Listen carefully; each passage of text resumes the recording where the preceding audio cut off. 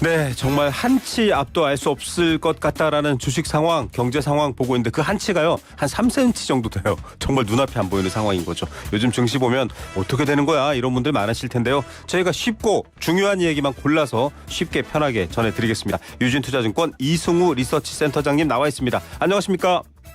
네, 안녕하십니까. 네, 뭐 간밤 뉴욕 증시부터 먼저 봐야 될 것 같은데 많이 좀 조정되고 놀란 느낌도 있다 합니다. 흐름 어떻습니까? 네, 어제 밤에 제가 잠을 제대로 못 잤습니다. 네. 불안하게 흐름이 이어져가지고요. 어제 뉴욕 시장을 한마디로 말씀드리면 결국은 금리 부담이 반도체랑 AI 주식의 차익 실현을 촉발한 그런 장이었다라고 볼 수 있겠습니다. 네. 그래서 특히 우리랑 관련이 많은 그 메모리 관련된 주식들이 큰 폭으로 좀 떨어져서 네네. 좀 부담이 되는 그런 하루가 될 것 같습니다. 예, 뭐 지금 문화일보 기사 제목이 한익 ADR 마이너스 9.2 오늘 삼전 닉스 불안하네 이렇게 제목을 뽑았어요. 반도체가 콕 집어서 나빠졌다라고 하기보다는 전체적인 악재가 좀 시장을 흔드는 것 같기도 하고요. 어떻게 원인 보십니까?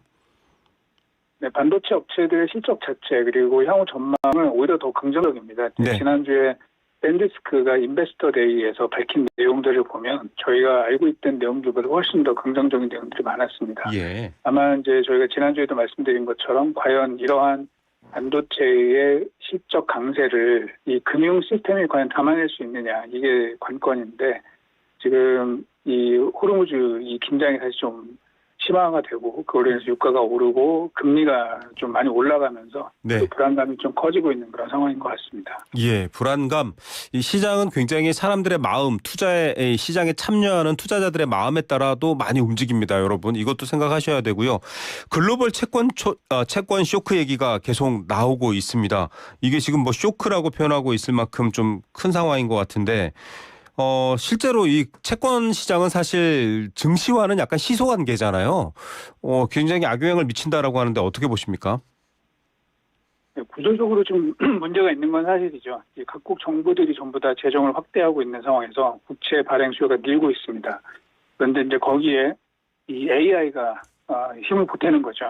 그래서 이 큰 기업들, 뭐 구글이나 아마존, 메타와 같은 크고 튼튼한 회사들이 굉장히 높은 금리로 지금 회사채를 조달하고 있습니다. 예. 그러다 보니까 국채도 많아지고 회사채도 많아지고 그 사이에서 경쟁이 일어나면서 단기 금리가 국채 장기 금리가 계속 좀 올라가고 있는 상황입니다. 그래서 예. 구조적인 영향이 좀 있다라고 봐야 되는데 거기에 덧붙여가지고 최근에 이제 좀 가파르게 오른 거는 결국 이제 중동 문제가 불거진 게 한몫 더했다 이렇게 볼 수 있겠습니다. 예, 이게 사실은 채권, 국채금리 장기물 같은 경우는 무위험, 고수익 이렇게 해서 많이 추정되는 경향이 있는데 지금 상황에서는 한국의 여러 가지 금리 상황도 나빠질 것이다라는 글로벌 분석도 나옵니다. 우리 기준 정책금리도 많이 오르게 되는 효과가 있을 것이다라고 하는데 어떻게 봐야 될까요?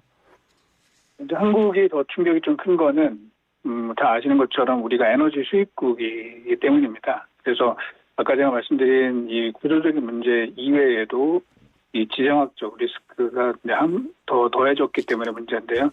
뭐 그런 부분들 감안해서 사실 최근에 하는 부총재도 금리 인상의 어떤 가능성 이런 것들을 뭐 발언을 좀 하셔가지고 한국이 좀 상대적으로 이 금리 인상에 조금 더 영향을 많이 받는 그런 시장이 아닌가 이렇게 좀 보여지고 있는 상황입니다. 예, 블룸버그의 분석 보고 많은 분들이 좀 걱정합니다. 왜냐하면 금리가 올라가면 결국 시장으로 들어오는 돈에 어려움이 생길 수 있기 때문인데 대표적으로 이 국채 장기적인 국채 시장의 어떤 상황을 놓고 자산이 돈이 그리로 이동하거나 혹은 성장주들이 타격을 받지 않느냐.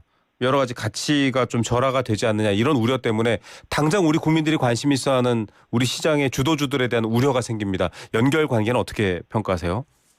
뭐 아무래도 이제 금리가 올라가게 되면 사실 미래 현금 흐름을 현재로 환산하는 이 할인율이 높아지게 되는 네. 게 있게 되는 거죠. 그래서 사실은 성장주들 같은 경우가 좀 더 영향을 받습니다. 다만 지금 반도체는 사실은 너무 좋거든요. 너무 좋은데 그런데 아까 말씀드린 것처럼 우리나라 반도체가 문제가 아니라 가장 문제가 되는 건 미국의 이제 네오 클라우드 업체들입니다. 예. 네, 그쪽이 계속 성장을 해줘야지 같이 갈 텐데 네. 금리가 오르게 되면은 네오클라우드 업체들이 가장 큰 타격을 받게 되고 그러면 결국에는 돌고 돌아서 한국 반도체도 영향을 받지 않겠느냐라는 우려가 좀 생기는 게 그런 메커니즘이라고 보시면 될 것 같습니다. 예.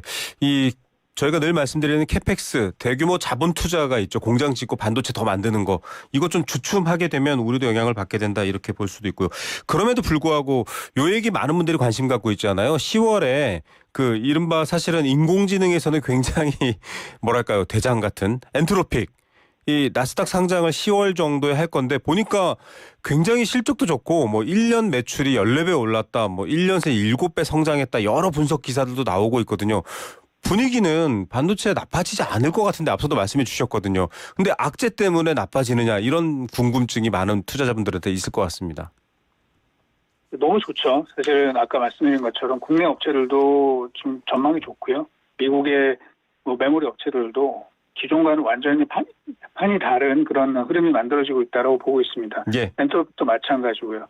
다만 아까 말씀드린 것처럼 이게 이쪽만 가는 게 아니라 그 밑에서 역시 이제 보조 역할을 해줘야 되는 네오클라우드 업체들 같은 경우에는 이게 이제 자기 자본이 거의 없이 차입을 해가지고 투자를 하는 상황이기 때문에 금리에 굉장히 민감하게 영향을 받는 부분입니다. 그래서 예. 그런 부분들입니다. 제가 볼 때는 지금 뭐 AI 투자가 둔화된다 이렇게는 안 보지만 네. 아까 말씀드린 것처럼 이 시스템이 이걸 받쳐주느냐 그게 가장 현재 중요한 이슈인 것 같습니다. 예.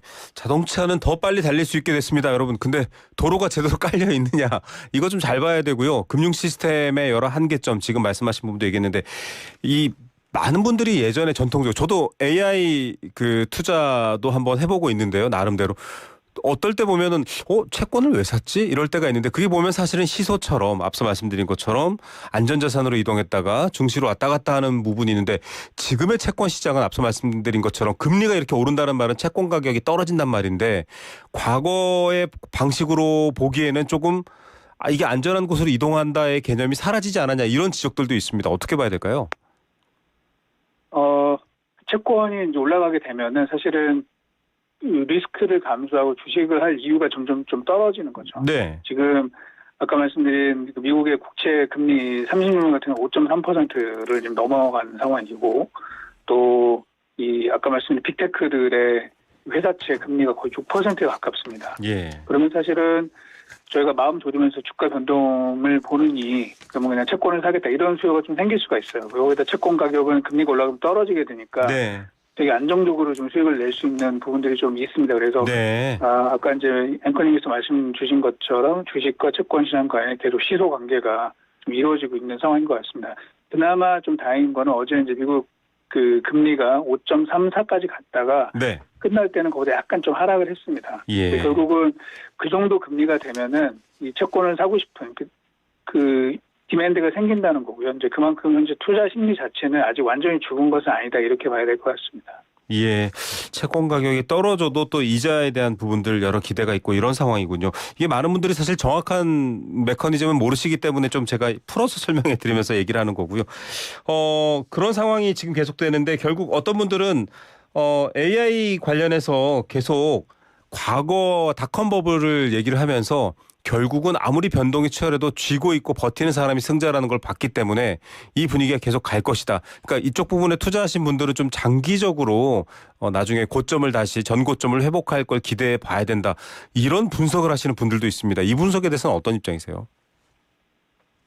장기적으로 보면 뭐 맞죠. 그래서 과거에 저희가 이제 지난번에 제가 말씀드렸는지 모르겠지만 뭐 예를 들면 철도 버블이라든지 전기 버블 그리고 지금 말씀드린 IT 버블 이럴 때도 이제 결국에는 사실은 저희가 길게 예상했던 그 흐름으로 세상은 다 바뀌었습니다. 네. 다만 그 과정에서 중간중간에 몇 가지 변수들이 생기면서 단기간에 주가가 좀 떨어질 가능성들이 있습니다. 그래서 저도 AI가 지금 세상을 바꾸는 이 흐름이 장기적으로 굉장히 큰 변동을 변화를 일으킬 것이고 그게 우리의 삶을 굉장히 큰 폭으로 바꿀 거는 뭐 당연히 의심의 여지가 없습니다. 네. 다만 이제 투자자들은 그렇게 길게 또 보시지 않는 분들이 있거든요. 맞아요. 그러니까 이 하루하루의 뭐 금리 또는 유가 이런 변수에 따라서 출렁거리는 부분들이 좀 있습니다. 그래서 제가 이제 지난번에도 말씀드린 것처럼 우리가 트레이딩을 하려고 하면 안 된다. 네.